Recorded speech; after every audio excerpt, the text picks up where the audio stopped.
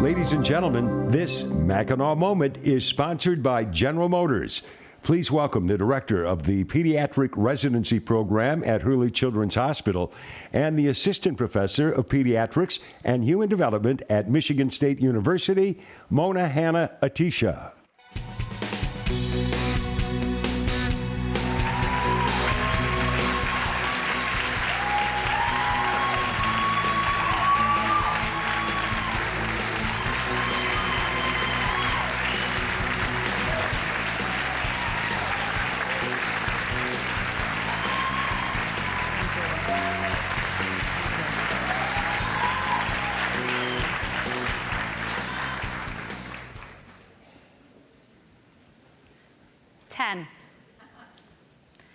Ten parts per billion is the World Health Organization's action level for lead in water.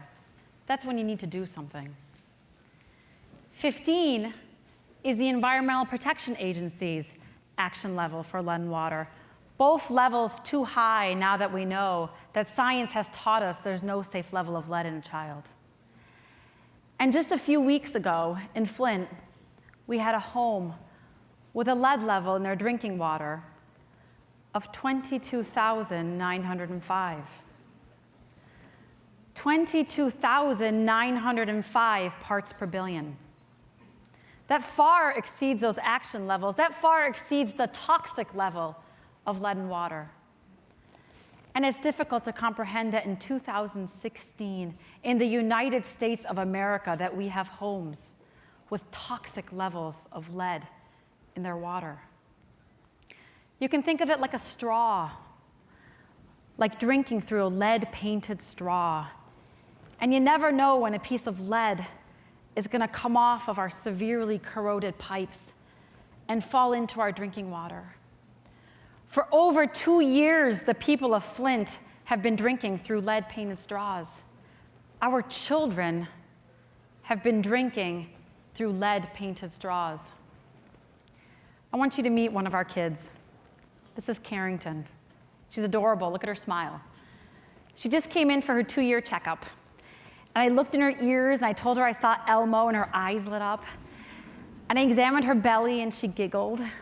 And then she took my stethoscope, and she tried to listen to her knees. So she's just like my kids. She's just like your kids. And her physical exam turned out fine. And her mom looks at me with an all too familiar look, a look of fear, of anxiety, of guilt.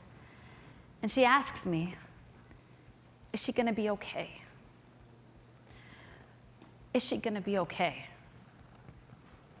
They just got a filter a few months ago when the National Guard came to their door. They thought the water was fine.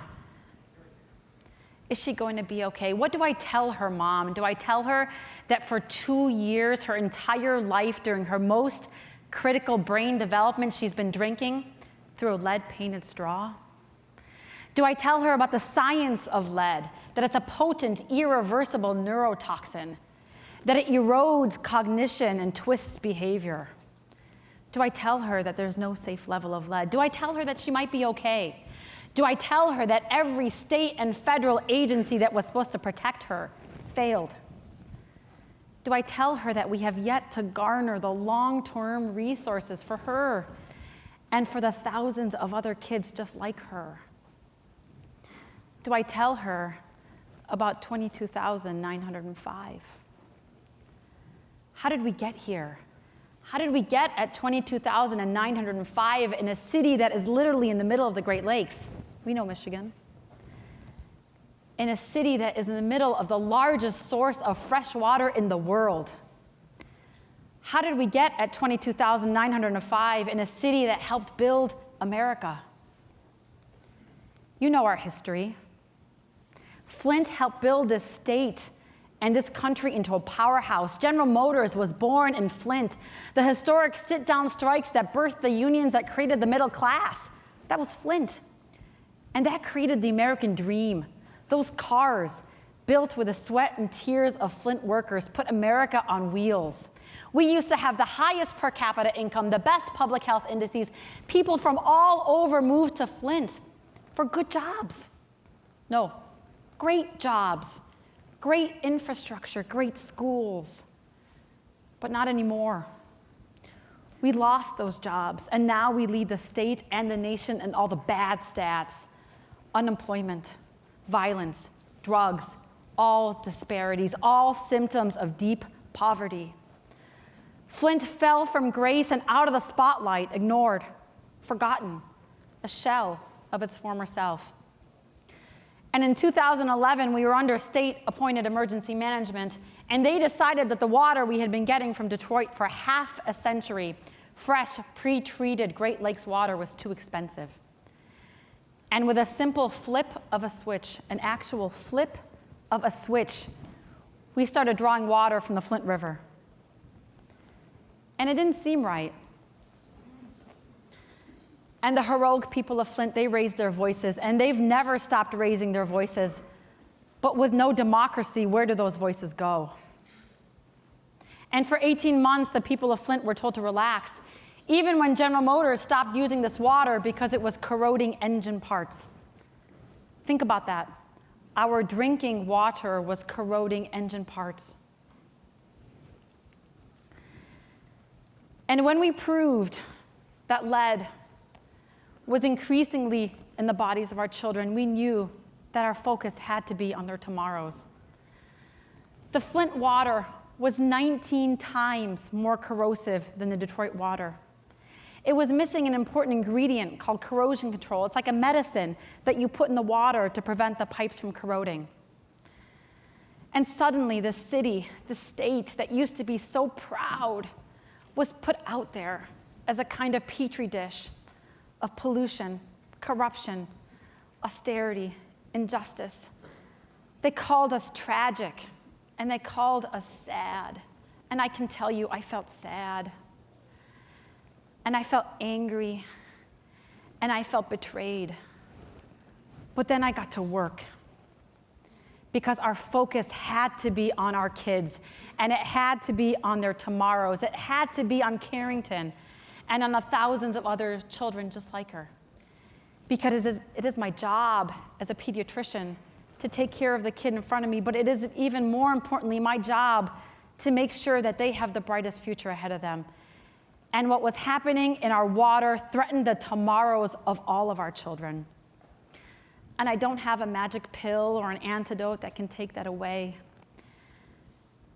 But we are trying. We are trying to do our best to preserve their tomorrows. And today, I find myself in a city that is defining how one heals itself and protects itself. It's a place for new ways of thinking, born out of the need to soar out of the downward spiral of our past. It is a place of hope. We are building hope. Michigan State University and Hurley Children's Hospital, both trusted institutions that have been in Flint for over a century. We are changing the trajectory of our children. We are flipping this story. We used to build strong cars, but now we are building strong kids.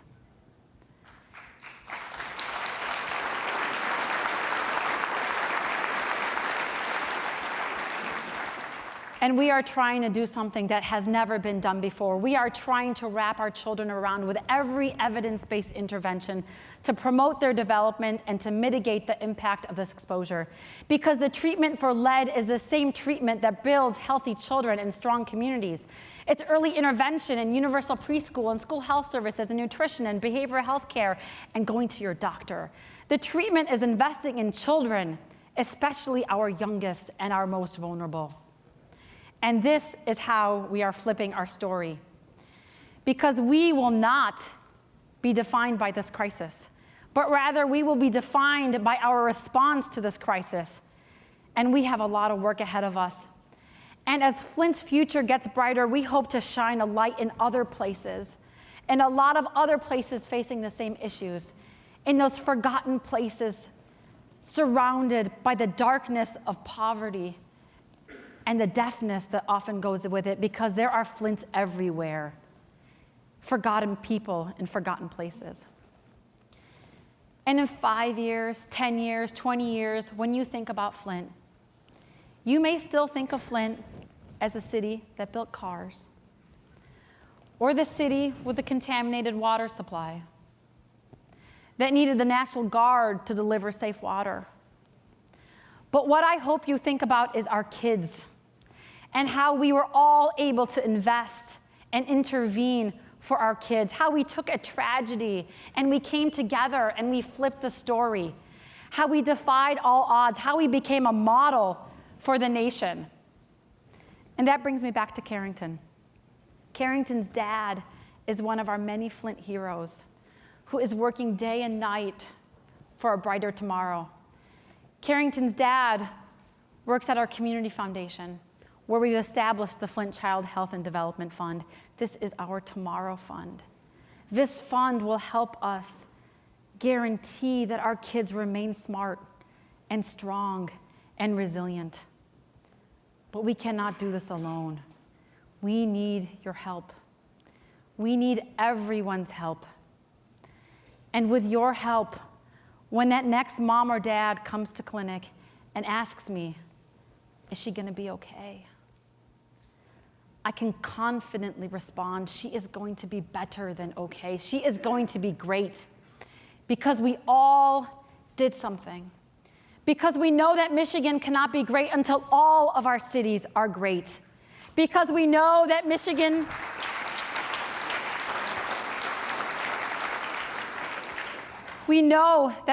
cannot be great until all of our children have that same opportunity for greatness.